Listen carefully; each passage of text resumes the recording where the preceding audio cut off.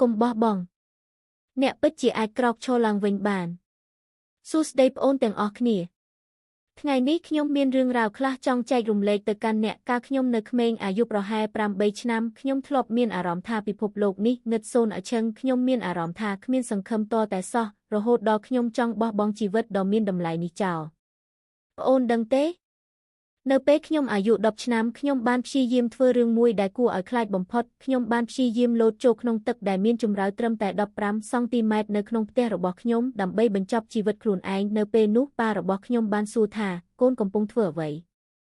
ខ្ញុំបានត្រឹមតែឆ្លើយតបទៅគាត់វិញថាកូនគ្រាន់តែចង់សម្រាកបន្តិចប៉ុណ្ណោះប៉ុន្តែនៅក្នុងចិត្តរបស់ខ្ញុំពិតប្រាកដគឺខ្ញុំចង់ចាកចេញពីលោកនេះជារៀងរហូតព្រោះខ្ញុំមានអារម្មណ៍ថាខ្លួនឯងមិនអាចទ្រាំទ្រនឹងការឈឺចាប់នេះបានទៀតទេអ្វីដែលធ្វើឲ្យខ្ញុំឈឺចាប់បំផុតគឺពាក្យសម្ដីមើលងាយពីមនុស្សជុំវិញខ្លួនគេសើចចំអកឲ្យខ្ញុំគេថាឲ្យខ្ញុំវាធ្វើឲ្យខ្ញុំចាប់ផ្ដើមជឿថាខ្លួនឯងជាមនុស្សមិនគ្រប់គ្រាន់ជាមនុស្សបរាជ័យនិងជាមនុស្សដែលគ្មានអ្នកណាម្នាក់អាចស្រឡាញ់ឬទទួលយកបានឡើយប្អូនអើយ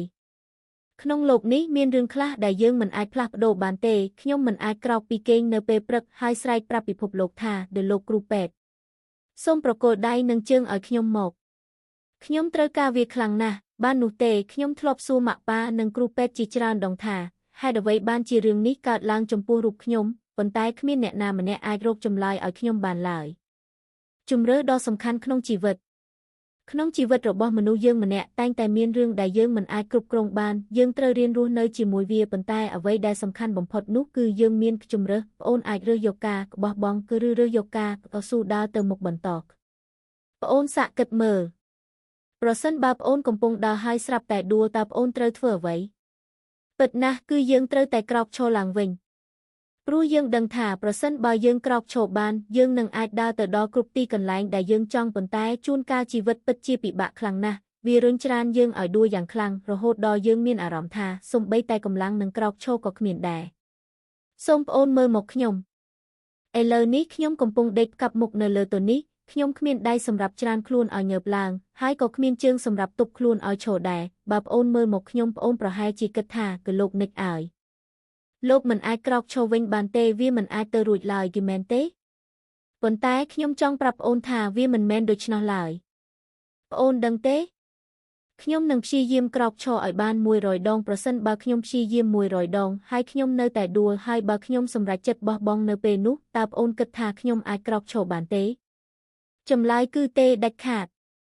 ប៉ុន្តែប្រសិនបើខ្ញុំបរាជ័យហើយខ្ញុំនៅតែបន្តព្យាយាមម្ដងហើយម្ដងទៀតព្យាយាមឲ្យអស់ពីកម្លាំងកាយចិត្តនោះឱកាសដែលខ្ញុំអាចក្រោកឈរឡើងវិញបានគឺតែងតែមានជានិច្ចកម្លាំងចិត្តនិងសេចក្តីសង្ឃឹមសូមចងចាំថាដរាបណាអ្នកមិនទាន់បោះបង់វាមិនទាន់ដល់ទីបញ្ចប់ឡើយដរាបណាអ្នកនៅមានដង្ហើមអ្នកនៅតែមានឱកាសជានិច្ចថ្ងៃនេះខ្ញុំមិនមែនមកទីនេះដើម្បីប្រាប់ថាខ្ញុំយល់រាល់ទុក្ខលំបាករបស់អ្នកទាំងអស់នោះទេខ្ញុំមិនដឹងថាអារម្មណ៍ដែលត្រូវបានគេធ្វើបាបឬសើចចំអកឲ្យរាងកាយវាឈឺចាប់យ៉ាងណាសម្រាប់អ្នកទេខ្ញុំក៏មិនដឹងថាអារម្មណ៍ដែលគ្រួសារត្រូវបែកបាក់វាពិភាក្សាយ៉ាងណាដែរប៉ុន្តែអ្វីដែលខ្ញុំដឹងច្បាស់គឺអារម្មណ៍ដែលក្បាក់ទឹកចិត្តអារម្មណ៍ដែលអស់សង្ឃឹមនិងអារម្មណ៍ដែលក្អែកក៏ដូចម្នាក់ឯងនៅលើលោកប៉ុន្តែប្អូនអើយសូមកុំអស់សង្ឃឹមអីសូមចងចាំពាក្យរបស់ខ្ញុំថានេះមិនមែនជាទីបញ្ចប់នៃជីវិតប្អូនឡើយគឺប្អូនពិតជាមានតម្លៃណាស់ហើយប្អូននឹងរកឃើញកម្លាំងដ៏អស្ចារ្យដើម្បីក្រោកឈរឡើងវិញក្នុងពេលឆាប់នេះជាចុងក្រោយខ្ញុំចង់ប្រាប់ពីអាថ៌កំបាំងនៃកម្លាំងចិត្តរបស់ខ្ញុំហេតុអ្វីបានជាខ្ញុំអាចញឹមនិងមានក្តីសង្ឃឹមបែបនេះនោះគឺដោយសារតែសេចក្តីស្រឡាញ់គឺលោកនិចគឺជាមនុស្សម្នាក់ដែលស្រឡាញ់ព្រះយេស៊ូវយ៉ាងខ្លាំងហើយលោកជឿជាក់លើព្រះជាម្ចាស់អស់ពីដួងចិត្តគឺដោយសារតែព្រះអង្គដែលផ្ដល់កម្លាំងឲ្យខ្ញុំអាចក្រោកឈរនិងដើរទៅមុខជារៀងរាល់ថ្ងៃសូមអរគុណនិងសូមផ្ដល់កម្លាំងចិត្តដល់ប្អូនគ្រប់គ្នាកុំបោះបង់ឲ្យសោះណាព្រះជាម្ចាស់ប្រទានពរ